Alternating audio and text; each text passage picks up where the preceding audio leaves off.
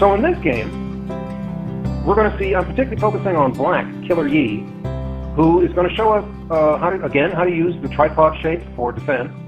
I want to show you guys something about sector line, if you haven't seen it before. And black plays a Tsuji in the center, I'll show it to you, that is absolutely beautiful. Okay? Yeah, Badasai is very, very good. I like Badasai. So, well, there's another kibitz I missed when I was stripping out the kibitzes. This is Joseki.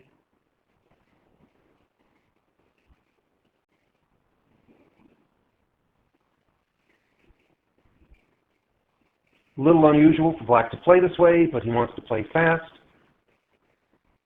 White approaches the corner cautiously. Black blocks.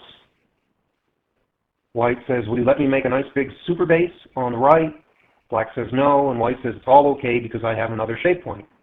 Now, this is not the dog's face. This is not the horse's face. This is sometimes called a giraffe's face because the white stone is so far away at Q10. And if it was one further away, whether it's a joke or not, I've heard it called the Loch Ness Monster. But this is a giraffe's face. It's upside down, but still a giraffe.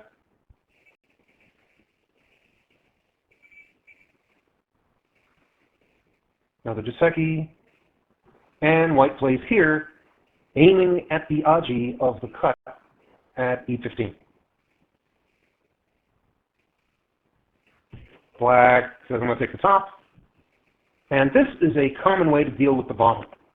White probes, and if black defends, white goes here. This, by the way, this tiger's mouth is also known in this situation as the small bulge. I showed you the big bulge. This is the small bulge. I don't have anything to say about the small bulge, except that's its name. Just to let you know there is one, but it's not out there. And white goes Atari, black fixes, so black's making solid third line territory, and white's making a large moyo in the center. He needs a defensive move for his cuts. How shall he defend? He uses the tripod shape. Is it absolutely solid? No. But if black cuts too soon, it just helps white. Right? That would help white get a solid position. So black's not going to do that. Black plays here. How the heck did he pick this spot? And if you've heard me talk about sector lines, you'll understand immediately. So let's talk about sector lines a minute. Let's mark both of the outposts of white's framework, his moyo. And imagine a straight line between those two stones. I can't draw a straight line using KGS tools. It's not exactly straight, but something like this, right? That's the best I can do. You can make it straighter in your mind. And here's the idea. If black plays very deep, deeper than that line, it's very clear he can get surrounded. He may die. He's saying, I can live. And that would be an invasion. If black plays closer to his own stones, short of the sector line, it's very clear that white cannot surround him. So a move on the sector line or closer to his own stones is not an invasion. It's a reduction of white's territory. Which is better, reduction or an invasion? Answer, neither one. It depends on who's leading. Invasions steal more points. Reductions steal less points, but they're easier. The invasion is riskier. So before you decide on an invasion versus a reduction, you should probably try to estimate who's ahead. Count. And then when you've counted, it's nice to know whether you're invading or whether you're reducing. And that's why I show you the sector line. It's simple and it's powerful. And where did black play? Black played on the sector line. And it's like a balloon, and you can hear the air escaping. White was building this big balloon, and white goes... And it's too hard for white to surround that stone. It's too easy for the stone to run away. But I'm going to come back to that point. It's a reduction. White's going to try anyway. First, white strengthens his own connection to G14, and black says, okay, I'm going to go in further. And white says, grumble, grumble, okay, I'm going to defend what I can. And black says, this is amazing. Black says, hey, it's so easy for me to use those stones, I'm going to Tanuki and take points on the top side. And white says, oh, you thought it was hard for me to surround you. Huh? I'm going to try anyway. And black plays a forcing move, and then another forcing move. And this is one of the ways to attack that tripod shape that white used to defend the cuts. This threatens to cut, so black gets another free move, and another free move, and another free move. So he's making forcing moves that are multiple purpose. And then he comes back and makes a forcing move that's good shape. Still forcing, still threatening to come around, to wrap around white. And then he makes a fat move, which is, parenthetically, our friend, the big bulge. So he's playing it here to get room to make some eyes. White defends his territory, and black makes some more points on the bottom. Okay, it's quiz time. In white's shape, where is the vital point in that shape, please? H10 starts a big reduction. Yes. Where's the vital point in this shape, please? K4! You passed.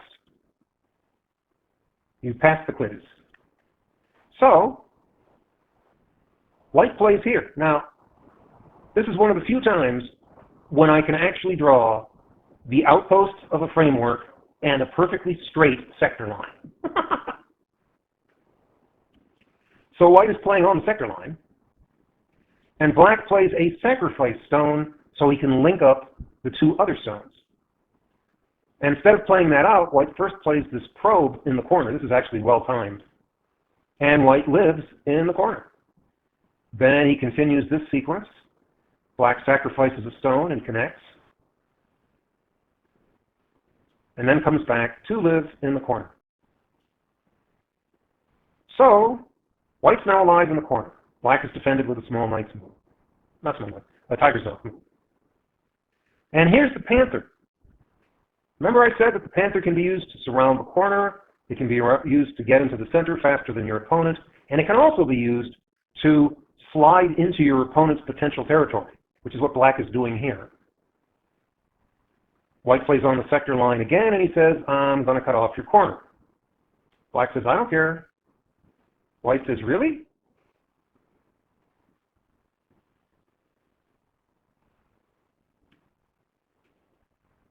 Quiz time. What's the vital point here?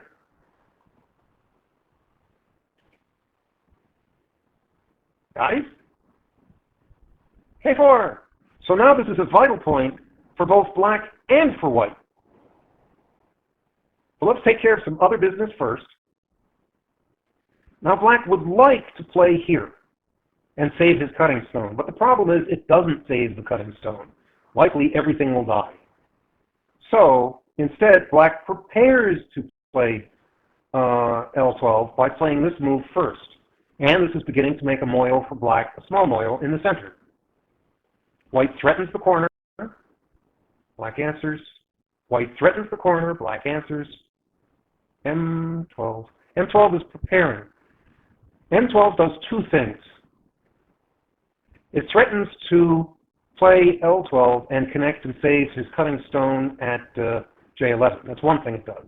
The other thing it does, it starts to make a boxy shape to make points in the center. Okay, so it's doing two things. But white comes back and plays this vital point for white and for black. It's nice to get those kinds of moves in. Black answers, yep. White makes some points in the corner while threatening to shrink black's eye space. Black answers. White gets a free move there and then says, aha, you thought your D7, your E7 was such a good shape move, huh? You thought it was going to give you eye space, huh? Look at me now. And black says, oh yeah, look at me now. And this move is one of the reasons why I wanted to show you this game.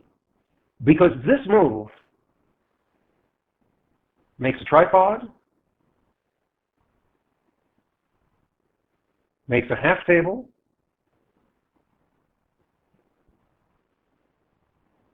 makes a big bulge. There's another big bulge. This makes two big bulge, a tripod, and a half table, all in one move. So this move is absolutely splendid example of linking groups together, linking shapes together, and in one move, well, maybe over-concentrated, but in one move, he's virtually guaranteed his eyes. It is a beautiful move. So that's why it is this move that made me pick this game to show you. So white says, okay, I'm going to cut off that cutting stone, so I'm connected, no worries. Black makes his moil, white shrinks the moil. Black says, I'll shrink your moil. And white says, okay, it's an exchange. I'll shrink your moil, yeah, well, I'll shrink yours back, I'll cut you. And it looks like black got something there and white got something there. K11 was a sacrifice.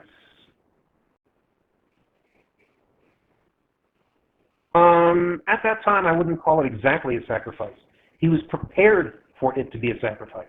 It was a light stone, so he didn't care about it at the time.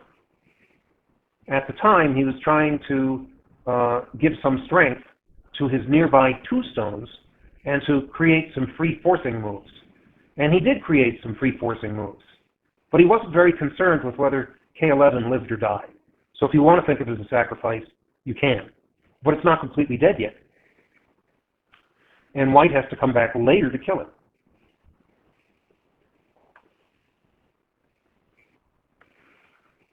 So they shrink each other's territories. There's another thing I want to show you, and it's right here. You guys probably know, and certainly white says he knows, this shape. Aha, I know that shape. I can, was it carpenter square? I can kill you in the corner. I'll show you how. Aha, you have only one eye in the corner. Incidentally, this may be the game-losing move. Black does some cool stuff. He says, yeah, I only have one eye in the corner. Will you let me break out to my top group and kill two of your stones? No.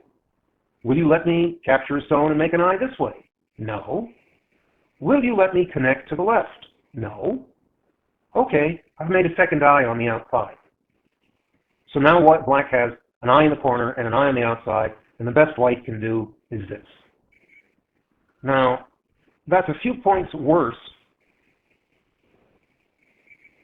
than if white had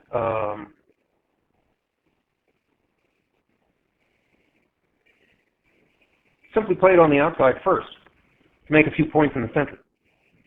And those few points are the difference of the game. So that might be the game-losing move. And white shall win. Black shall win. But only by a few points. I think 3.5 if I recall. And I go through this very quickly because it doesn't have anything to do with shape. It's endgame.